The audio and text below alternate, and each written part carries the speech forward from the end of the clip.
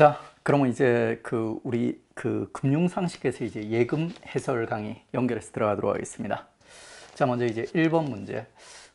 이제 우편이랑 예금, 보험 합해서 이제 뭐 한 문제 정도, 법령과 관련된 문제가 나오면 한 문제 정도 혹은 이제 안 나올 수도 있다고 했죠. 근데 이제 예금에서 그 문제가 나왔어요.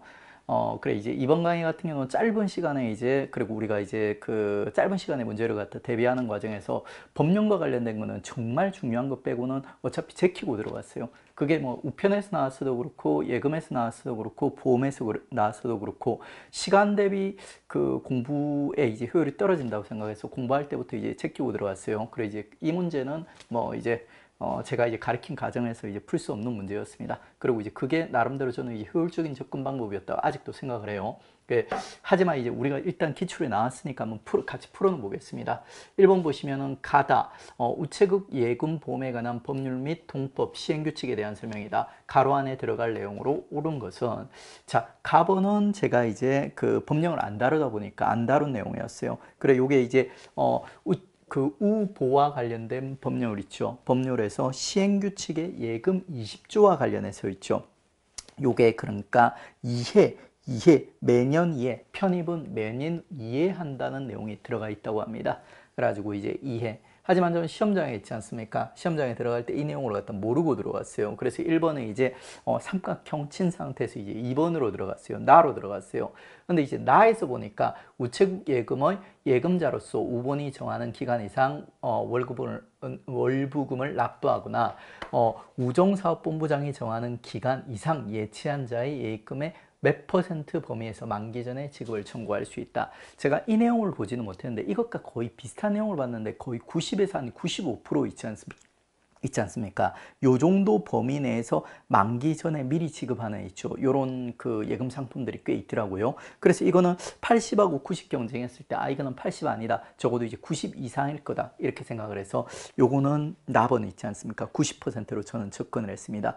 그래서 이제 가를 모르고 있죠. 가를 모르고 그리고 이제 나에서 제가 이제 90으로 판단을 했거든요. 그래서 정답이 이제 2번과 4번이 이제 경쟁하고 있었어요. 2번과 4번. 그리고 이제 마지막에 이제 다를 갖다 판단해야 되는 상황이죠. 근데 여기서 보니까 이거 역시 이제 제가 예측을 갖다 못했던 내용이에요. 그러니까 예금 법령 자체를 갖다 제가 제꼈으니까, 그래서 이제 최신관서의 예금자가 몇 년간 예금을 하지 아니하거나 예금의 지급 이자의 개입 뭐 이런 것들을 갖다가 이제 재신청하지 않는 경우에서 과기부 장관이 정하는 바에 따라서 그 예금의 지급이나 그 밖에 예금 처분에 필요한 신청을 할 것을 최고해야 된다.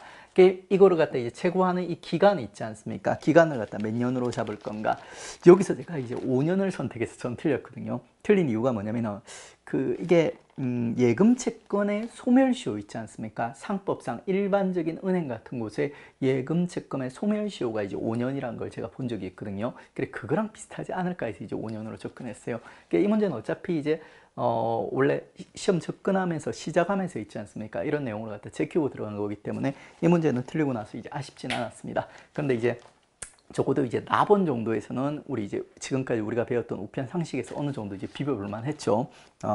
그리고 이제 두 번째 문제.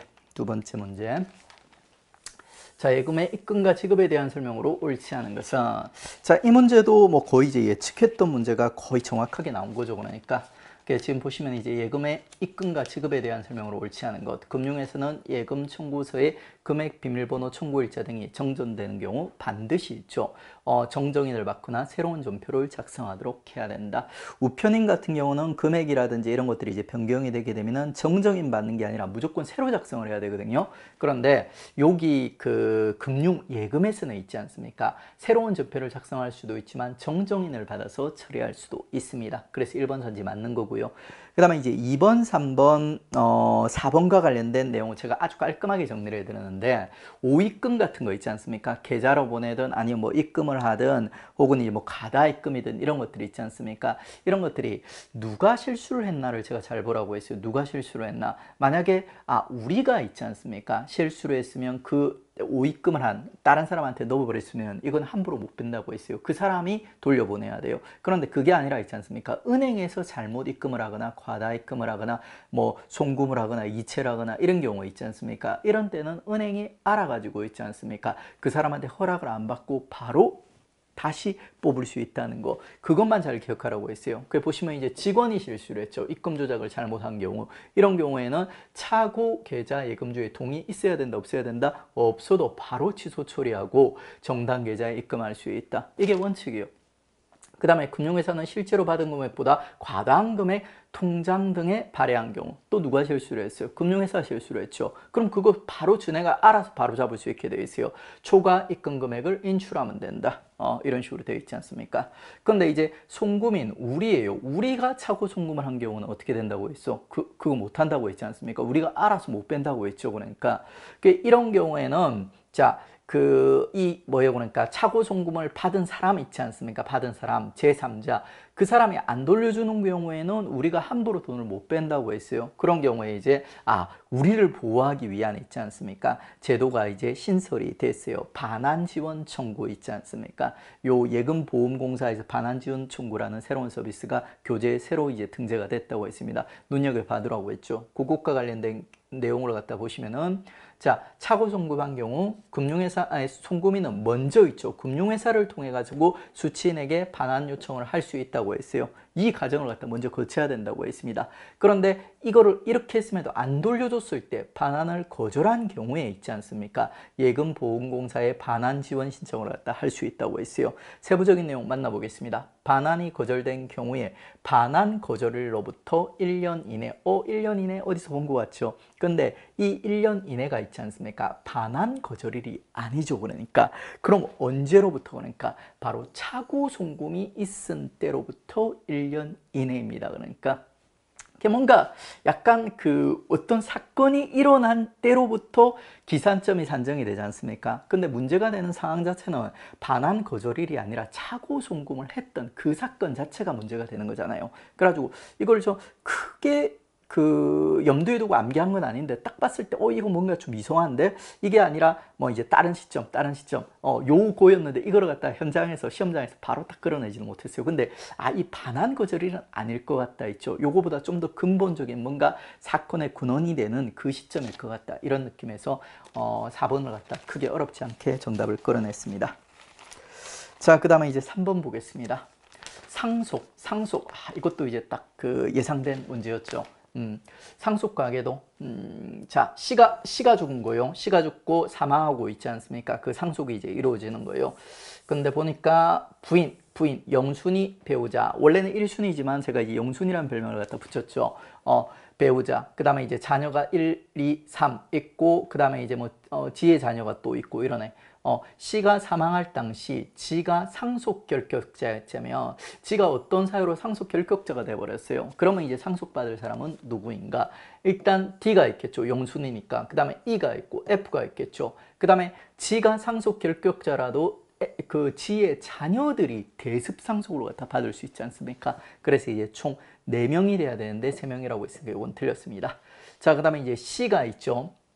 정기 적금 적립 기간 중 사망한 경우 EFG의 동의만으로 C의 적금 계약을 승계할 수 있다. E는 F와 G의 동의만으로, E가 얘죠. 그러니까 F와 G의 동의만으로 C의 적금 계약을 승계할 수 있다. 우리가 적금 계약의 승계 있지 않습니까? 승계와 관련된 요건에서 보시면 이게 합유라는 단어는 안 쓰는데 거의 합유와 비슷한 입장에서 접근을 갖다가 한다고 했어요. 그러니까 합유는 있지 않습니까? 모든 사람들, 상속받는 모든 사람들이 동의를 갖다 해야 돼요. 그래서 F와 G뿐만이 아니라 D까지도 같이 동의를 해야지 요 적금 계약을 갖다 승계할 수 있겠죠. 그래서 얘도 틀렸습니다. 그 다음에 C가 사망할 당시 유언으로 전 재산 9억을 사회단체에 기부하였다면 공동 상속 모두가 유류분 반환을 청구한다면 이의 유류분 금액은 얼마인가? 자, 우리 이제 유류분 반환과 관련된 내용 설명을 해드렸죠. 원래 이제 법정 상속분의 절반까지는 있지 않습니까? 유류분 반환이라는 제도를 통해 가지고 받을 수가 있어요. 그러니까 아버지가 딴 사람한테 다 줘버리고 다른 기관에 다 줘버렸더라도 내가 원래 한 2억을 갖다 받을 수 있다. 법정 상속에 의해서. 그러면 그 절반은 있지 않습니까? 유류분 상환이라는 유류분 반환이라는 제도를 통해 가지고 제가 받을 수 있다고 했어요. 원래 그러니까 C가 사망했을 때 이가 얼마를 받아야 되는지 법정 상속분을 계산을 하시고 그에 대한 절반을 갖다가 이가 받을 수 있다. 그러면 이제 맞는 얘기가 되는 거예요. 지금 보시면은 요 4명이 원래 상속자죠. 부인은 이제 1.5배, 그 다음에 1, 1, 1 이렇게 되죠. 전부 합하면 4.5가 되지 않습니까? 근데 여기 9억 원이에요. 9억 원. 그러니까 이제 뭐 4점 얘들 이제 지분으로 갖다가 4.5에서 부인이 1.5, 자식들이 1, 1, 1 이러니까 요거로 갖다 이제 9억으로 이제 나눠 보면 있지 않습니까? 요게 3억, 2억, 2억, 2억 이렇게 갑니다. 그러면 이제 9억이 있지 않습니까? 균등하게 부인과 그리고 자식들에게 이제 나눠진 거예요. 이게 원래 법정 상속분이에요. 그리고 이제 이거를 갖다가 자 유류분 반환에 의해서 절반까지 보장받을 수 있다고 했어요. 그럼 이는 원래 2억을 보장받을 수 있으니까 1억 보장받겠죠. 그게 3번이에요. 자, 그래 최종 복습을 갖다 좀 안 하고 가지고 대습상속이 잘 좀 헷갈리더라고요. 그러니까 1번에서 약간 좀 고민을 했어요. 근데 이제 3번에서 있죠. 유류분 반환을 계산해 보니까 엄밀하게 3번이 틀릴 구멍이 없는 거예요. 그래가지고 저도 이제 요 3번 체크하고 정확하게 이제 맞추고 나왔습니다.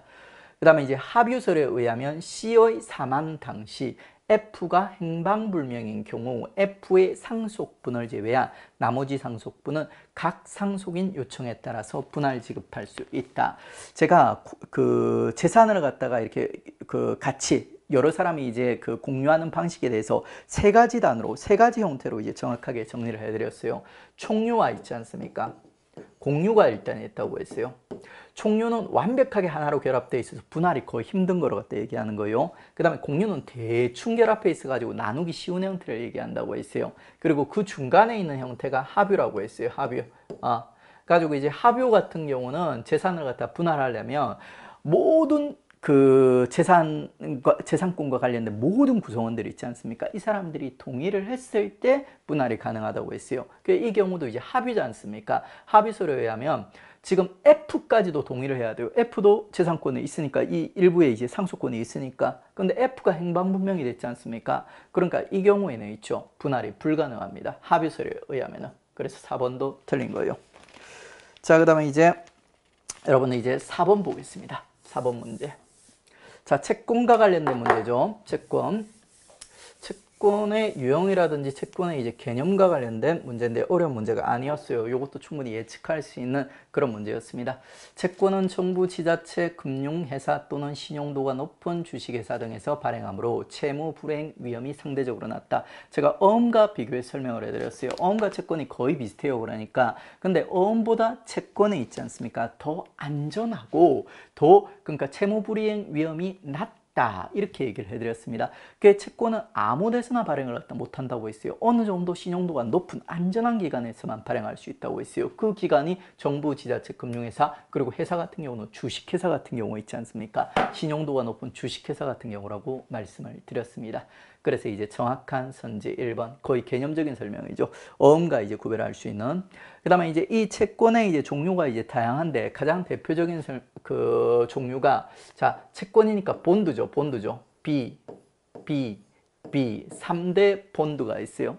채권을 영어로 번역하면 본드가 돼요. 그러니까, 그래가지고 여기서 이제 자, 요 C, 그리고 D는 실체가 없다고 했어요. D, 그 다음에 E, 그 다음에 이제 요 마지막 요 세 개를 갖다 W자가 이제 연결을 해준다고 했어요.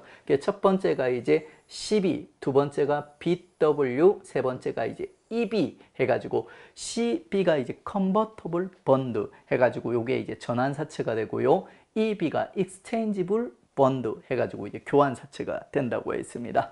요 두 개가 상당히 유사하니까 잘 구별하라고 했어요. 그리고 이제 요 두 개를 갖다 이제 교차해가지고 오답을 만들어 놨습니다.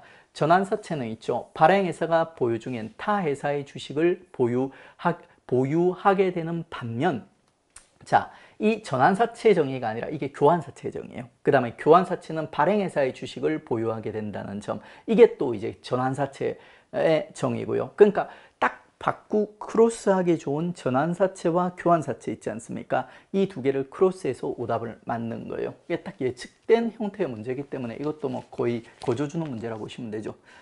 자, 그 다음에 이제 우리나라에서 주로 발행되는 주가지수 연계 채권 원금 보장형. 이게 조금 이제 제가 이제 조금 헷갈렸던 게, 저는 이제 이거를 갖다 ELN으로 이렇게 암기했거든요. EL 시리즈. 여러분, 기억나시죠? 그러니까 EL 시리즈가 기본적으로 원금을 보장하고 남는 돈으로 좀 이렇게 파생상품 같은 거에 이렇게 베팅하는 이런 상품이라고 했지 않습니까? 이게 ELN이에요. ELN이에요. 근데 이제 저는 ELN에 익숙해져 있는데 이게 주가 지수 연계 채권 이렇게 나오니까 조금 벙치더라고요. 근데 2번 있지 않습니까? 2번에서 완벽하게 틀렸죠. 그래서 이거 가지고 시간 끌지도 않았어요. 그러니까 난 너한테 관심 없어 하면서 그냥 넘어갔어요. 그 다음에 이제 첨가 소화 채권은 있죠. 주택 또는 자동차를 구입하거나 부동산을 담보로 대출받을 때 의무적으로 매수해야 되는 채권으로 정부나 지자체 등이 공공사업의 재원을 위해 조달하려는 목적으로 발행한 채권이다. 첨가 소화 채권이 그렇게 중요한 건 아닌데 이게 특징이 되게 강했죠. 그래가지고 수업 시간에 나름대로 뭐 다른 채권이랑 이제 비교 대상이 없으니까 비슷한 내용이 없으니까 있죠. 우리가 이제 인상 깊게 살펴본 적이 있습니다. 그러니까 그래서 뭐 4번도 이제 명백하게 구별했고요.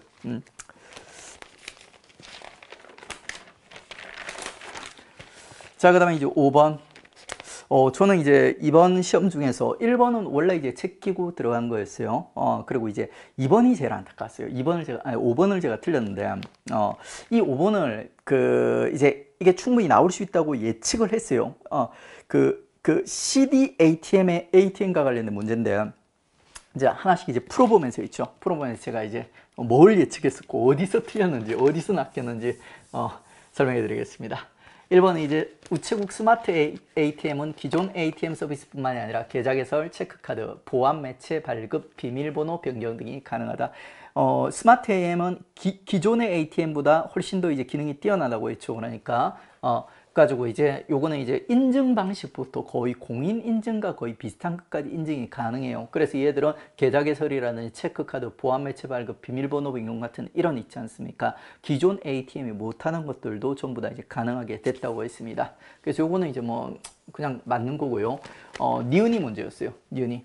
자, ATM 계좌이체는 최근 1년간 영업창구를 통한 입금, 현금, 입출금 실적이 없는 고객에 한하여 1회 이체환대를 각각 70만원으로 축소하고 있다. 이거를 제가 어디서 분명히 봤어요. 그러니까 그래가지고 요거를 갖다 저는 이제 순진하게 이제 맞다고 체크를 했던 거죠. 근데 이거를 갖다가 제가 수업 시간에 한번 강조를 했어요. 우리 교재에 보시면 있죠. CD ATM과 관련해 가지고 요 계좌 이체랑 있지 않습니까? 계좌 이체랑 그리고 현금 입출금과 관련된 한도 규정이라든지 제약이 있지 않습니까? 구별돼서 이렇게 규정이 되어 있거든요. 그래가지고 요 두 개를 갖다 잘 구별해라고 했어요. 그러니까 근데 최종 복습을 못했죠. 저 자신이 이제 최종 복습을 못하다 보니까 그런 부분들이 기억이 안 나더라고요. 그래가지고 이거 어디서 분명히 CD ATM과 관련해서 보긴 봤어. 그래가지고 이거 맞는 것 같아. 70만 원도 맞는 것 같아. 이게 조금 애매한 수치라 가지고 50만 원도 아니고 100만 원도 아니고 해가지고 있죠. 제가 기억을 해두고 있었어요. 그래서 이거 맞다고 체크를 해버린 거죠.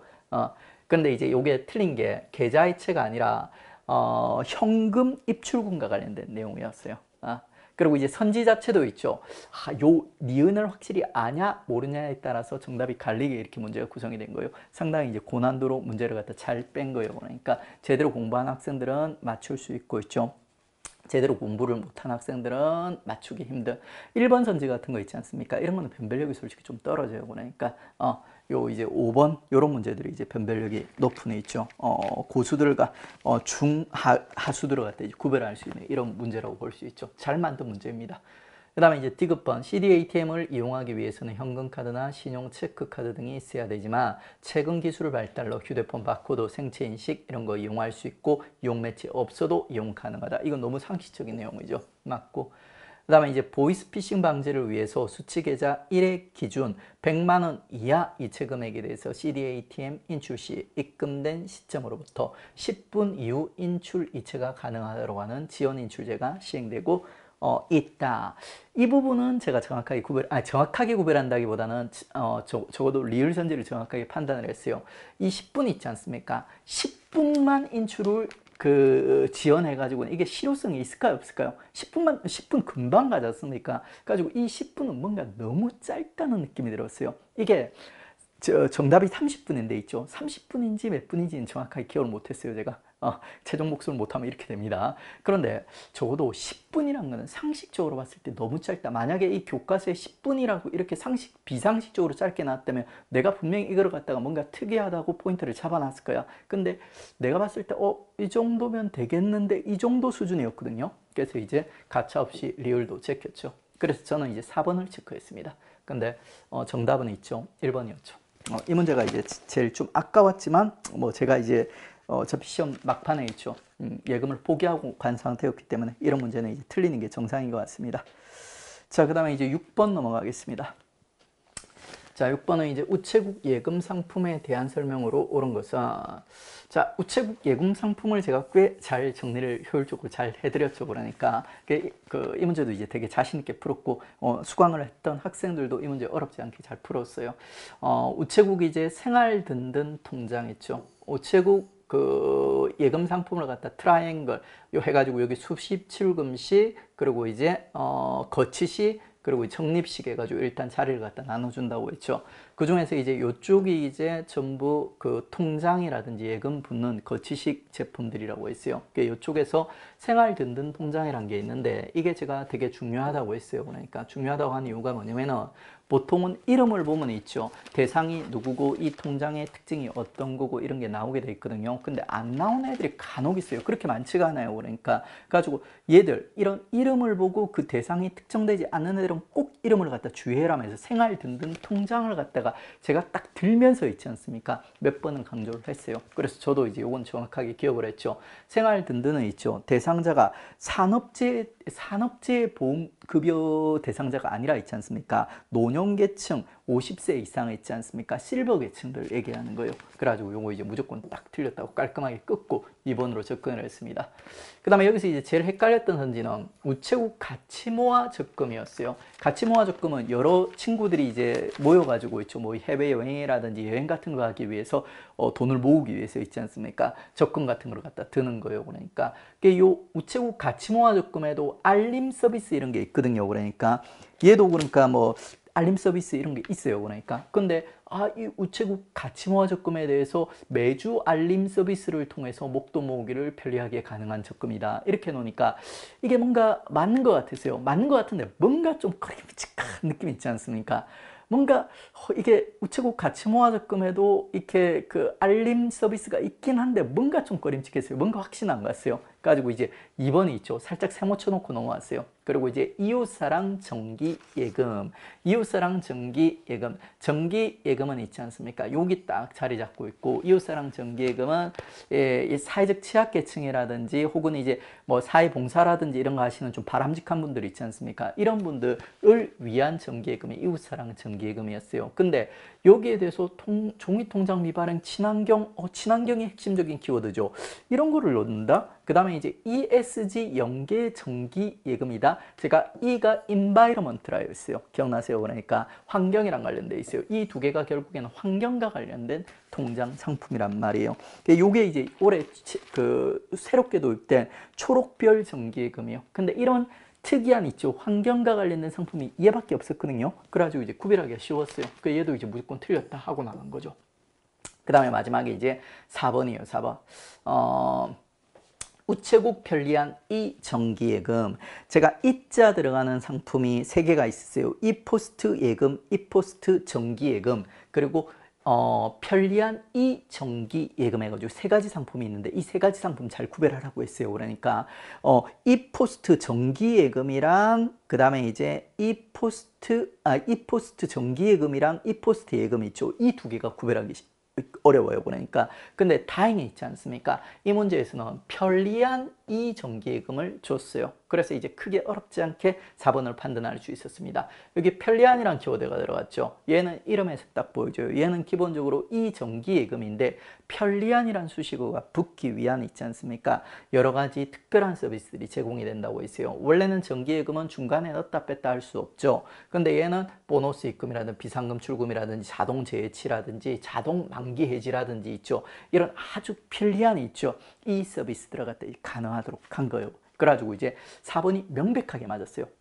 이 세 개 구별하는 거는 제가 여러 번 강조를 했거든요. 그래서 제가 최종 복습을 안 했음에도 불구하고 이건 정확하게 머릿속에 남아 있었어요. 그래가지고 이것도 뭐 가차 없이 4번 해서 이제 2번을 잘 모르지만 정확하게 이제 4번으로 접근을 했고요.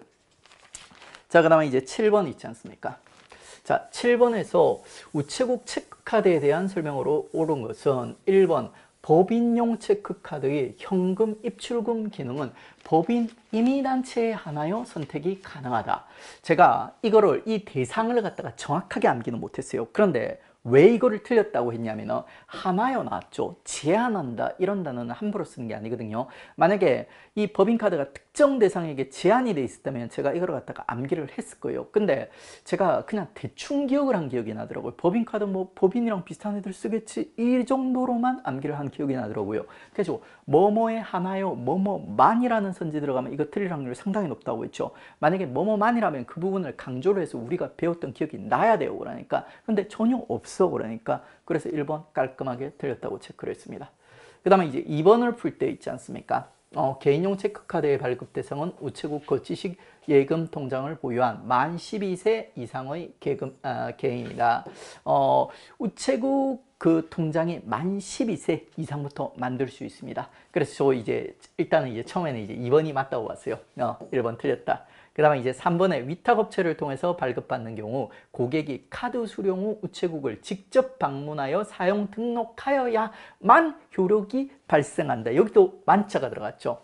여러분들 이거는 제가 이게 거의 상식적인 내용이라서 교재에서 빼고 그러니까 교재에서 뺐는데 상식적으로 우리 이제 그 위탁업체 같은 들 통해서 카드를 갖다 받잖아요. 그러니까 그러면 이 카드 같은 거 받으면 그 은행에 직접 찾아가 가지고 있지 않습니까? 카드 사용 승인을 갖다가 카드 사용 있지 않습니까? 등록을 하고 사용을 합니까? 전 한 번도 그래 본 적이 없어요.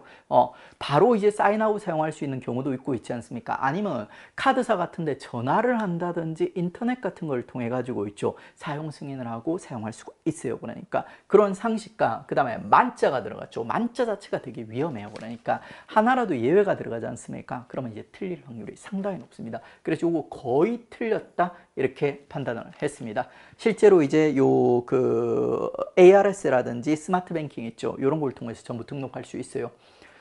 그 다음에 이제 우체국 체크카드는 일반적으로 직불이죠. 그 다음에 이제 전자지급수단에 의한 지불결제, 이걸로 이제 카드처럼 사용할 수 있죠.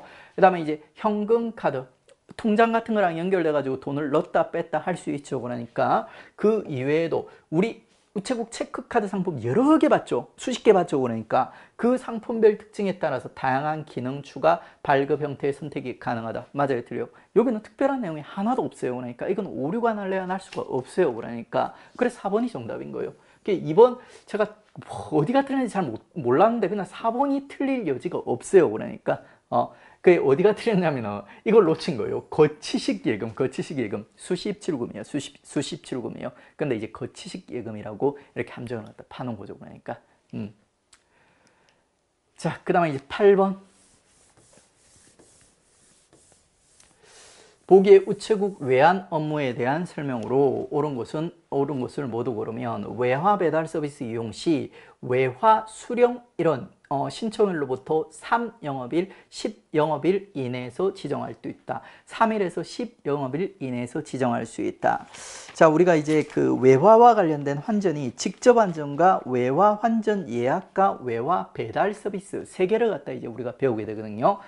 그 중에서 이제 외화 배달 서비스가 있죠. 3일에서 10일 이내로 지정할 수 있다는 내용이 있습니다. 좀 특이한 수치지만 뭐 이게 요쪽 파트에서 특이한 수치들이 많이 나오는 게 아니라 가지고 제 머릿속에 들어 있었습니다. 그 다음에 이제 머니그램이 있지 않습니까? 머니그램. 머니그램의 이제 경쟁자가 유로지로랑 그리고 또 뭐 스위프트 이런 거 있었죠. 그러니까 그 중에서 이제 머니그램의 특징이 뭐였냐면은 자, 송금후 10분 만에 그러니까. 그 다음에 얘는 계좌번호로 안 써요. 송금번호만 알면 있지 않습니까? 수치가 가능한 특급 해외 송금 서비스이다. 자, 요것만 이제 잡으면 되는 거죠. 그래, 니은도 이제 완벽하게 이제 요거 맞다고 체크를 했고요. 그 다음에 이제 기역, 니은이 맞으니까 아마 디귿, 리을이 틀리겠죠. 디귿, 리을에서 외화 환전 예약 서비스. 자, 우리 이제 직접 환전, 외화 환전, 그리고 외화 배달 중에 이제 이번에는 외화 환전 예약 서비스. 예약 서비스. 요거랑 이제 다른 예화 환전 예약 서비스가 나와 있어요. 요거는 이제 인터넷 뱅킹, 스마트 뱅킹에서 신청한 후 모든 우체국 또는 제휴은행 일부 지점에서 현물을 수령할 수 있다. 이렇게 나와 있어요. 이거를 갖다가 제가 시험장에서 수험장에서 이 포인트를 정확하게 못 잡았어요. 근데 뭔가 좀 끔찍한 이런 느낌이 들었어요. 일단 기역, 니은이 거의 맞다고 제가 이제 암기하고 있는 수치였어요. 그래가지고 요거는 맞다고 보고 이거는 뭔가 좀 끔찍하다는 느낌 들었고 있죠. 그 다음에 이제 리을번 있죠. 우체국은 하나은행과 업무를 제휴하여 하나은행 CPT망을 통해서 바로 틀렸네요. 그러니까 우체국이 사용하는 CPT망은 신한은행과 협의해가지고 신한은행 CPT망을 갖다 이용한다고 되어 있습니다. 그래가지고 요거 틀렸습니다. 그래서 리을은 명백하게 틀렸고 있지 않습니까? 기역, 니은 맞고 디귿 세모죠. 그러니까 정답 1번으로 가는 거예요. 정답 1번으로 가는 거예요. 이거 어디가 틀렸냐 그러니까 선지에서 있지 않습니까? 여러분 조금 극단적인 선지가 나오면 좀 조심을 해라고 했어요. 그러니까 모든 우체국이 아니라 서비스를 갖다가 일부 환전 업무를 갖다 취급하는 우체국 있지 않습니까? 거기서만 되는 거예요. 저 구석에 있는 우체국 뭐 이런 데 가면 이제 환전 업무 같은 거 안 보는 데도 있을 거지 않습니까? 그런 데서 이런 서비스를 제공을 안 해놓은 거예요. 외화 환전 예약 서비스 안 해줍니다. 자, 그 다음에 이제 9번으로 들어가 있습니다. 9번. 자, 9번은 이제 금융거래 비밀보장에 대한 설명으로 옳은 것을 모두 고르시오. 뭐 이것도 이제 뭐 좀 되게 평이하게 문제가 출제가 됐더라고요. 그래 거의 거저주는 문제였어요. 자, 기억본 보시면은 금융거래 정보 제공 관련 서류 보관 기간은 정보 제공일로부터 5년간이다. 맞죠? 그러니까 5년. 그리고 통보 유예 기간이 종료되면 즉시 명의인의 정보 제공 사실 등을 통보해야 된다. 자, 이 우리 금융거래 비밀 보장과 관련해서 있죠. 통보 유예 기간과 관련해서는 전부 다 이제 10일 이내라는 기산점이 있었어요. 그러니까 처음에 이제 그 정보를 갖다가 리을 먼저 보죠. 금융회사가 금융거래 정보들을 갖다 제공하는 경우에 있죠. 정보를 제공한 날로부터 10일 이내에 명의인에게 있지 않습니까? 서면으로 사실을 제공해야 된다고 해서 10일이 한번 등장하고, 그리고 이거를 갖다 원래는 정보를 제공해야 돼요. 네 정보를 어떤 이유 때문에 어떤 기간에 제공을 했어 하면서 이제 알려줘야 돼요. 그런데 특별한 이유가 있어가지고 통보를 갖다 유예하는 경우가 있어요.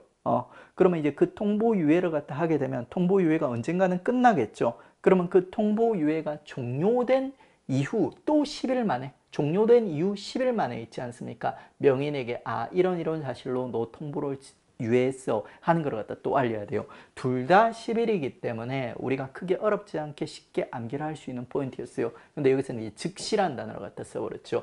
요거 틀리는 겁니다. 그러면 이제 요거는 이제 맞는 거죠. 그 다음에 이제 과세 자료의 제공, 금융회사 내부 또는 금융회사 상호 간의 정보를 제공하는 경우에는 그 내용을 기록 관리해야 된다. 원래는 이런 있죠. 금융거래 정보를 갖다 제공을 하게 되면은 이런 정보를 제공을 했으면 기록을 해야 되거든요. 기록에 남겨야 돼요. 그런데 예외적으로 안 남겨도 되는 애들이 있는데 걔들이 얘들이에요. 과세 자료 제공, 금융회사 내부 또는 금융회사 상호 간의 정보를 갖다 제공한 경우. 그래가지고 이제 그 예외를 갖다 또 오답선지로 준 거죠. 그래서 정답은 이제 기역과 리을로 가는 겁니다. 이 내용이 뭐 10일 뭐 이 반복돼서 나오니까 암기하기 어렵지 않고 있죠. 5일도 이게 그 5일도 이게 우편에서도 비슷한 있지 않습니까? 제가 523개 해가지고 있죠. 5년 3개월 해가지고 이제 그 개인정보와 관련해서 우편에서도 5년 동안 정보 이제 기본적으로 있지 않습니까? 요런 뭐지 그러니까 보관하는 기간이 있었거든요. 그래가지고 그거랑 연결해가지고 저는 이제 이 5년을 좀 쉽게 암기를 했습니다. 그래서 이 문제도 이제 거의 거저주는 문제처럼 느껴졌고요. 그 다음에 10번도 그냥 딱 예측했던 거 있지 않습니까? 예상했던 특이 포인트. 이거 딱 이제 암기해달라고 했는데 그 포인트가 바로 나왔어요. 되게 특이한 포인트가. 그래가지고 이것도 이제 거의 고조주는 문제로서 풀었습니다. 1번 정부, 지자체, 한국은행, 금융감독원, 예금보험공사, 부보금융회사 예금은 보호 대상에서 제외된다. 요거 이제 우리 봤었죠. 근데 이게 암기하는 게 아니라고 했죠. 어떤 뭔가 이제 약간 공적인 기관이나 되게 좀 규모가 있는 있죠. 공적인 이런 기관들은 예금의 보호 대상에서 제외된다. 이렇게 공부를 했고요. 그 다음에 요거 정확하게 제가 집었습니다. 주택 청약과 관련된 것들이 있죠. 이게 뭔가 우리 상식적으로 봤을 때는 예금자 보호 대상이 될 것 같아요. 그러니까. 근데 안 해준다고 했어요. 그래가지고 제가 이제 그 다음에 뭐라고 얘기를 했어요. 이게 아마 다른 기관에서 해주는 것 같아. 적어도 이제 우리 이제 예금자 보호 대상, 그러니까 예금자 보호법에 의한 있지 않습니까? 예금보호공사의 보호 대상은 아니다. 그리고 아마 다른 곳에서 보장을 해주는 것 같다. 이런 식으로 제가 수업 시간에 정확하게 얘기를 해드렸어요. 그러니까 이게 되게 특이하다고 했습니다. 제 상식에 벗어난다고 했어요. 상식적으로는 이걸 뭔가 얘들 보호해줘야 될 것 같은데 보호를 안 해주더라는 거예요. 그러니까 그래서 아마 다른 기관에서 해주는 것 같아. 이렇게 수업 시간에 얘기를 했어요. 이거 나와서 이제 무조건 딱 예측했던 거죠. 그래서 바로 틀렸다고 체크를 했습니다. 그 다음에 이제 보호 금액 5천만 원은 예금의 종류별 또는 지점별 보호 금액이 아니라 동일한 금융회사 내에서 예금자 1인이 보호받을 수 있는 금액이다. 금융기관마다 있지 않습니까? 5천만 원씩 정확합니다. 그 다음에 예금보험공사로부터 보호받지 못한 나머지 예금은 파산한 금융회사가 선순위 채권을 변제하고 남는 재산이 있는 경우 이를 다른 채권자들과 함께 채권에게 비례하여 분배한다. 뭐 거의 상식적인 내용이죠. 그러니까 핵심적인 내용이라기보다는 거의 상식적으로 이런 식으로 이제 돌아간다 하는 거 한 번쯤 우리 읽어본 적이 있어요. 그래가지고 특이점으로 잡았던 포인트가 출제가 됐기 때문에 수업을 들으신 학생이라면 그리고 저랑 마찬가지로 어렵지 않게 이번 포인트를 갖다 잡으셨을 겁니다. 자, 이렇게 해서 이제 예금이 있죠. 10문제 풀이를 갖다 우리 같이 해봤습니다. 수고하셨습니다.